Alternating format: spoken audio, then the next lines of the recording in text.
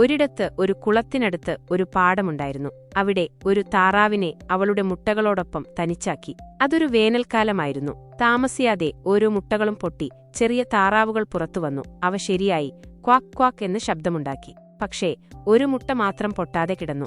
എല്ലാ താറാവിന്റെയും ശബ്ദം കേട്ട് ഒരു വയസ്സായ താറാവ് അമ്മ താറാവിനെ കാണാൻ വന്നു. ഒരു മുട്ട പൊട്ടാതെ കിടക്കുന്നതിനെക്കുറിച്ച് അമ്മ താറാവ് അവനോട് പറഞ്ഞു.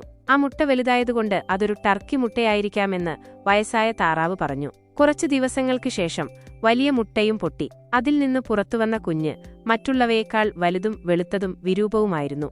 അവൻ വ്യത്യസ്തനാണെങ്കിലും പിന്നീട് അവൻ നന്നായി മാറുമെന്ന് അമ്മ താറാവ് വിശ്വസിച്ചു. അമ്മ താറാവും കുഞ്ഞുങ്ങളും കുളത്തിൽ നീന്താൻ പോയി.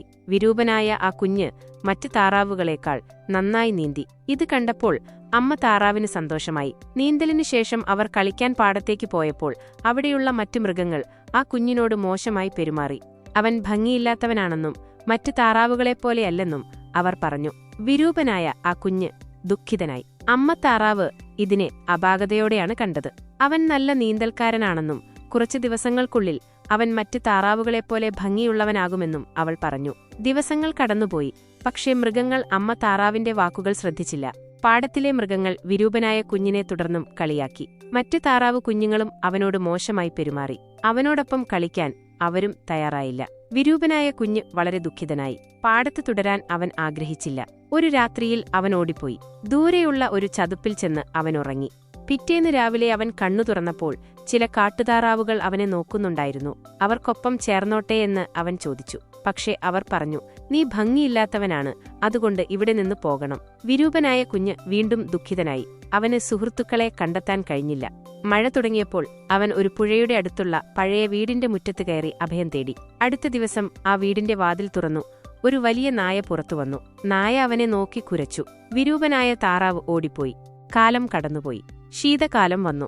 വിരൂപനായ ആ കുഞ്ഞ് തണുപ്പിൽ വിറച്ച് പുഴക്കരയിലെ ഒരു പുല്ല് കാട്ടിൽ താമസിച്ചു. അത് ഒരു നീണ്ട ശീതകാലമായിരുന്നു. ഒടുവിൽ വസന്തകാലമെത്തി.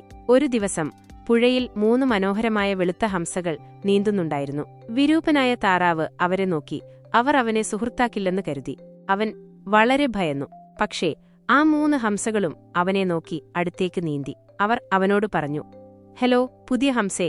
വിരൂപനായ താറാവ് ചോദിച്ചു, നിങ്ങൾ എന്നെ ഹംസം എന്ന് വിളിക്കുന്നതെന്തിന്? ഞാൻ ഒരു താറാവാണ്. ഹംസകൾ പറഞ്ഞു, നീ ഒരു താറാവല്ല, നീ ഒരു വെള്ള ഹംസമാണ്. നിന്റെ ആകൃതി വെള്ളത്തിൽ നോക്കൂ. വിരൂപനായ താറാവ് വെള്ളത്തിൽ തന്റെ പ്രതിബിംബം നോക്കി അത്ഭുതപ്പെട്ടു. അവൻ ഇനി വിരൂപനായിരുന്നില്ല. അവൻ വളരെ ഭംഗിയുള്ള ഒരു വെള്ള ഹംസമായിരുന്നു. 3 ഹംസകളും അവനെ സുഹൃത്തായി സ്വീകരിച്ചു. അവർക്കൊപ്പമൊരു കുടുംബമായിരുന്നതുപോലെ അവർ പുഴയിൽ സന്തോഷത്തോടെ നീന്തി. പിന്നെ ആ 4 ഹംസകളും ആകാശത്തേക്ക് പറന്നു. കുട്ടികൾ താഴെ നിന്ന് കൈയടിച്ചു.